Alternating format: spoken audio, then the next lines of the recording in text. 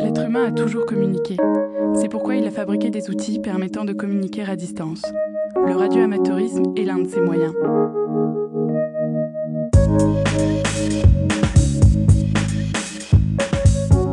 Être radioamateur, c'est bien sûr être passionné de communication. C'est également acquérir des connaissances dans le domaine de la radio, de l'électronique, de l'informatique, de la géographie et bien sûr aussi en astronomie. Appel de Foxtrot 4 Bravo Uniforme Roméo, Foxtrot 4 Bravo Uniforme Roméo, appel sur le satellite Oscar 29.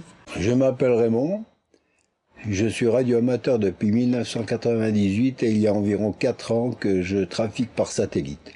Le monde radioamateur dispose de 5 satellites qui tournent autour de la Terre. Les satellites à l'heure actuelle nous permettent en gros une communication du territoire russe jusqu'au territoire espagnol. C'est ceux qui sont environ à 400 km d'altitude, y compris l'ISS. Mais l'ISS ne fait plus le relais. Elle a fait par un certain moment avait un transpondeur qui nous permettait de passer à travers l'ISS pour redescendre. Mais ça a été interrompu, cause technique, on ne la connaît pas.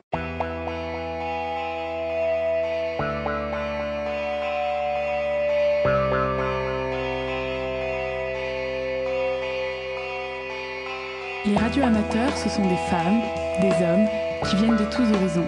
Agriculteurs, techniciens, industriels, ouvriers ou étudiants. Les possibilités sont très vastes. Expériences sur l'électricité, le magnétisme, la télévision amateur, les expéditions dans les pays lointains, ou bien encore les contacts par réflexion sur la Lune.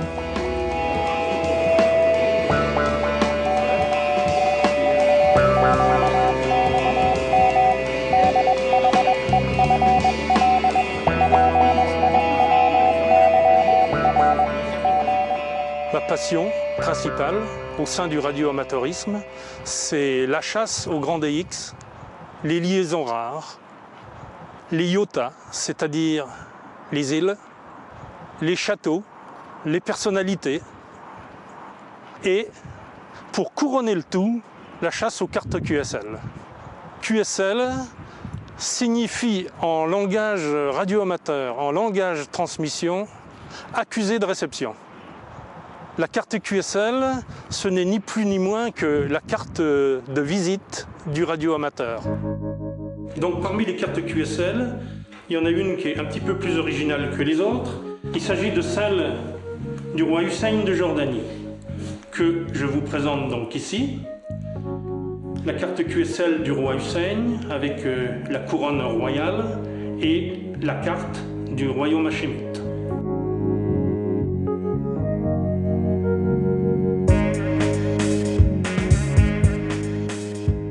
Les radioclubs permettent donc de regrouper tous les radioamateurs d'un secteur, mais également des futurs candidats à l'examen qui leur permettra d'obtenir la licence d'opérateur radioamateur. Alors aujourd'hui, pour les nouveaux qui sont là et qui ne connaissent pas trop ce qu'est l'électricité, les formules, on entend parler de courant, de tension, etc., vous allez voir que c'est très simple. La formation sert bien sûr aux gens de tous horizons, comme nous l'avons vu, qui veulent en fait pouvoir faire de l'émission d'amateur. Il y a un minimum de connaissances de réglementation à connaître, et ceci est enseigné également ici. Et une autre partie est la formation technique, qui permet donc d'avoir le bagage suffisant pour pouvoir exploiter correctement son installation d'émission et de réception. Les radioclubs offrent des moyens matériels parfois inaccessibles aux particuliers. De plus, ils regroupent des experts passionnés, ravis de partager leur savoir. Donc, là vous êtes en train de simuler dans le domaine basse fréquence.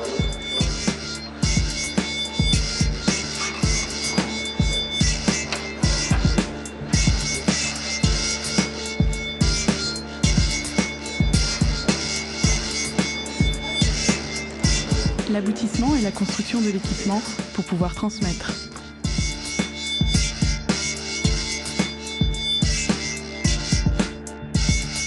Les radioamateurs français sont représentés dans les instances nationales et internationales par le réseau des émetteurs français Union, qui est membre également de l'Union internationale des radioamateurs et reconnu d'utilité publique. Ok, André, Foxtrot Golf 5 Papa Victor de Florida 4 Bravo Uniforme Romeo. Merci André pour le contact, c'est mon premier contact avec la Guadeloupe. Hein. C'est mon premier contact avec la Guadeloupe. Je vous souhaite une bonne journée, vous remercie encore et au plaisir de vous recontacter André. Fox 4 Bravo Uniforme Romeo. On a un système APRS qui est donc un suivi par ordinateur sur l'écran. On voit exactement où c'est que le déplacement de la voiture, de l'engin, que vous voyez ici.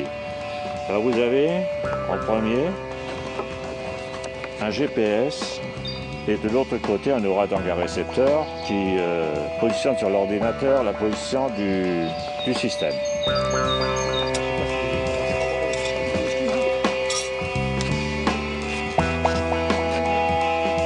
Les radioamateurs sont aussi présents lors de manifestations pour permettre le transfert d'informations. Ainsi, ils sont les seuls à proposer la transmission vidéo d'événements sportifs tels que le marathon de Thionville.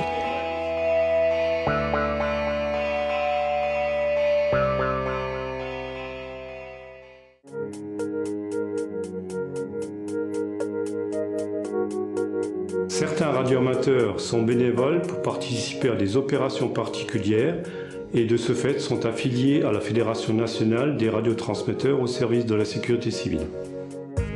Seuls les radioamateurs, via leurs moyens mobiles et leur volontariat, peuvent assurer les communications de secours alors que tout est hors service. Tsunami en Extrême-Orient, inondation lors de la rupture du barrage d'Arles ou encore le crash d'aéronef au Mont-Saint-Odile. L'émission d'amateur n'est pas réservée à une élite, mais est accessible à tous, de tous horizons, de toute formation, puisque par exemple au sein de Radio Club, vous allez pouvoir acquérir toutes les connaissances nécessaires vous permettant d'obtenir la licence d'amateur, de pouvoir contacter le monde entier. Et je veux dire à tous les jeunes gens intéressés de télécommunications qui n'hésitent pas à contacter un Radio Club. C'est très enrichissant. Moi, j'ai passé mon examen après 60 ans et ça fonctionne, donc je pense que pour vous, jeunes, ça devrait gazer aussi. Bye.